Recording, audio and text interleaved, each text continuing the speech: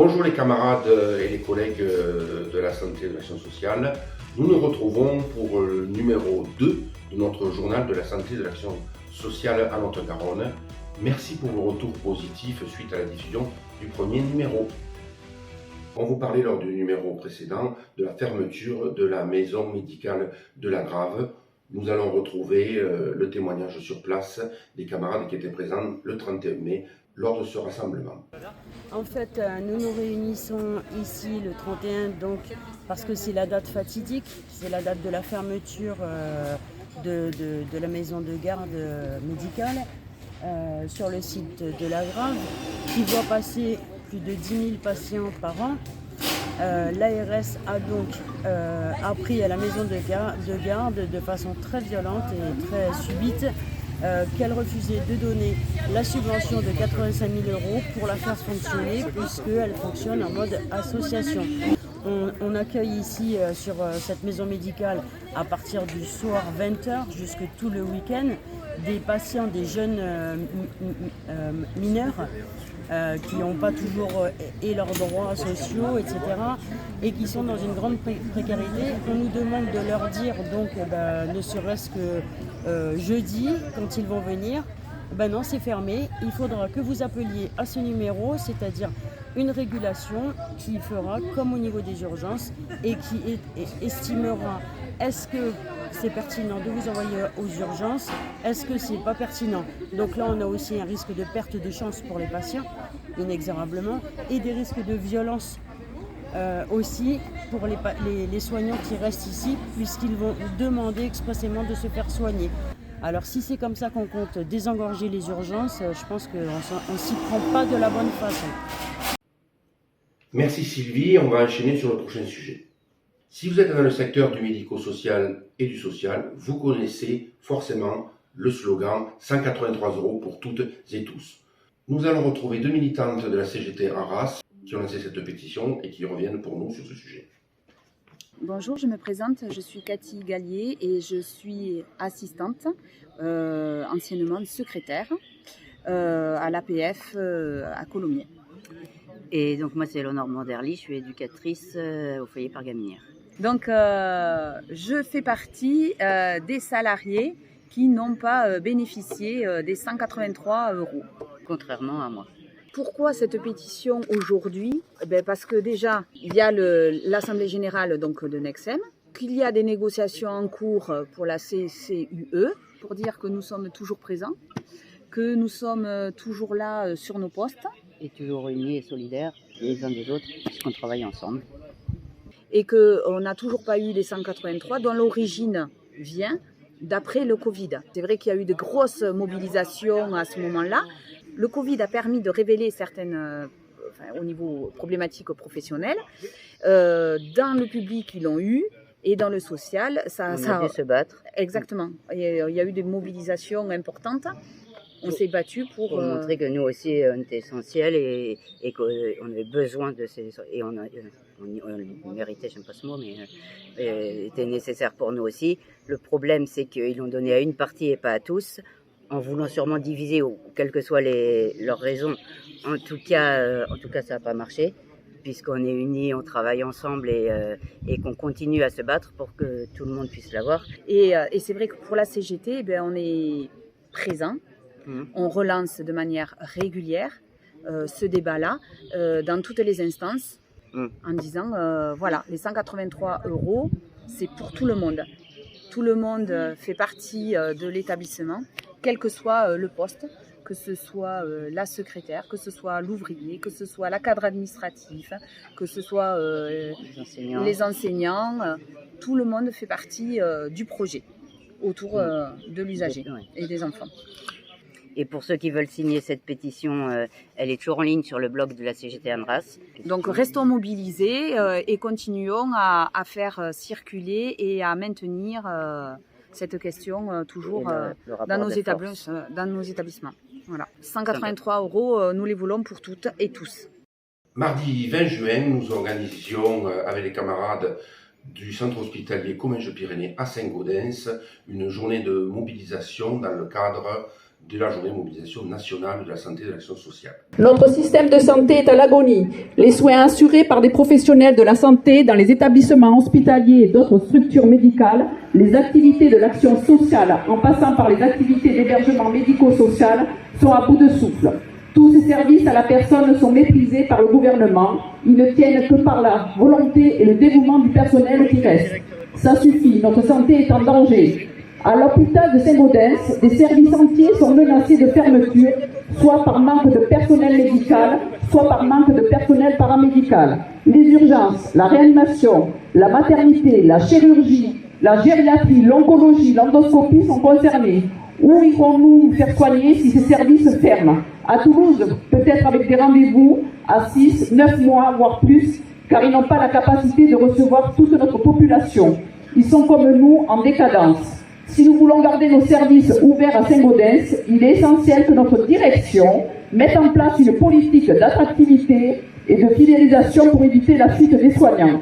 Il faut stopper les conditions de travail difficiles et ce management hostile pour rendre l'hôpital plus attractif avec de la reconnaissance et de la formation pour tous. Il faut aussi prendre en compte les agents administratifs, logistiques et techniques qui souffrent également de bas salaires et de mauvaises conditions de travail. L'hôpital doit vivre, quel qu'en soit le prix. Il est temps que notre direction prenne conscience des difficultés du personnel. On oublie de dire que l'hôpital est un service public et non une entreprise. Oui, il y a des solutions au niveau local pour améliorer notre situation. La CGT du CHCP a proposé différentes solutions à notre établissement. Maintenant, à nous tous de les revendiquer pour les faire aboutir.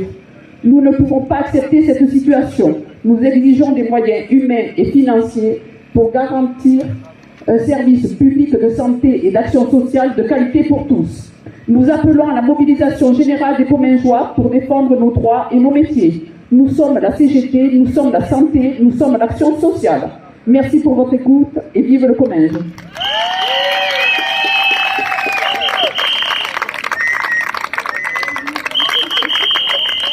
Bah merci à tous d'être venus là.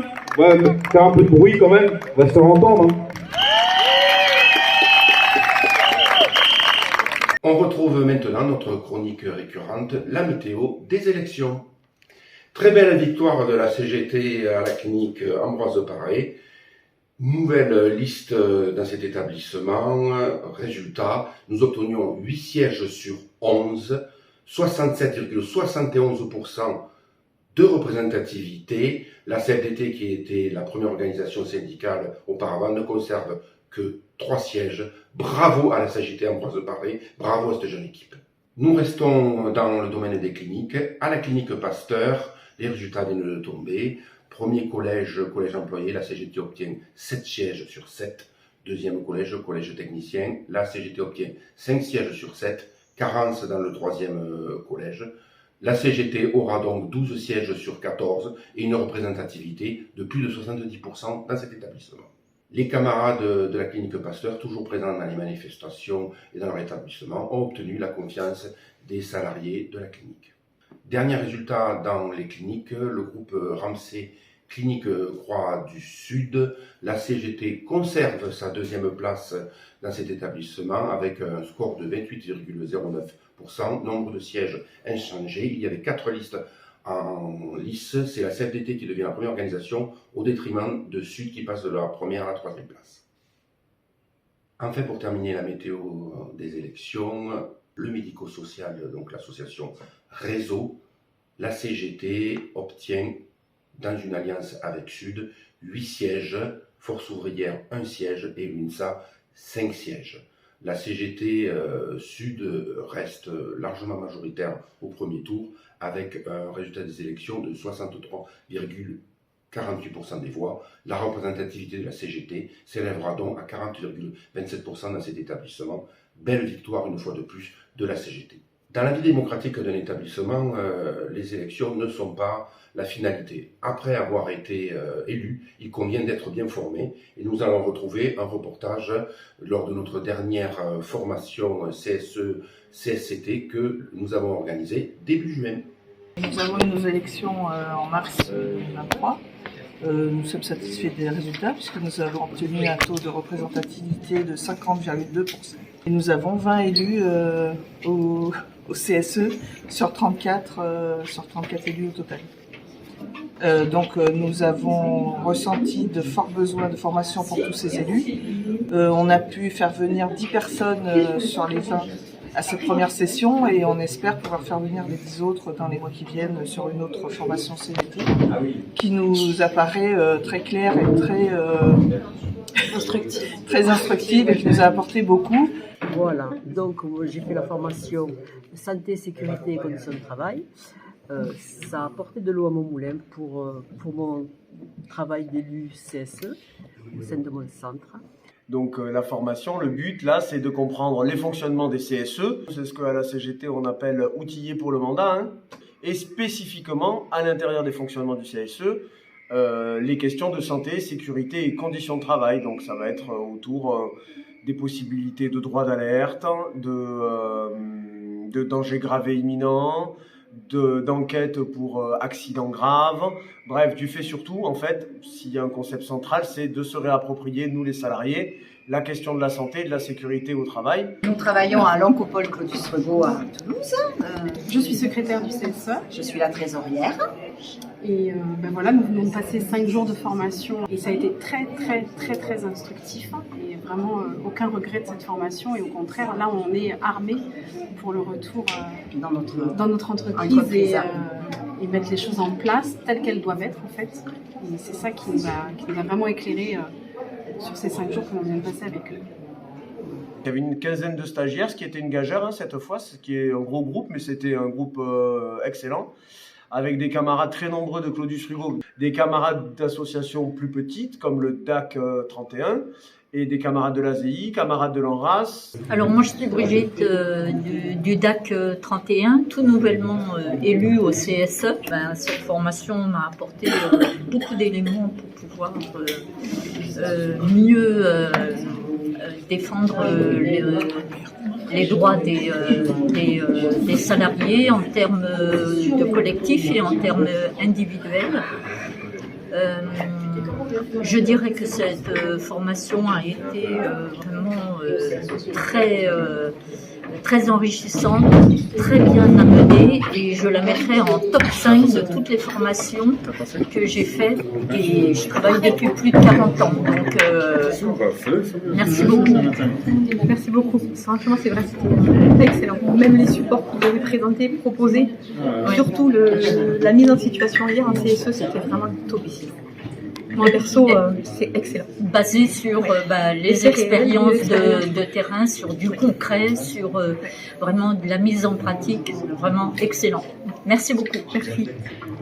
Cette formation nous permet de nous réarmer et de nous mettre en ordre de bataille pour pouvoir acquérir de nouveaux conquis sociaux et pouvoir faire taire la direction par rapport à ces stratégies de challenge et de management.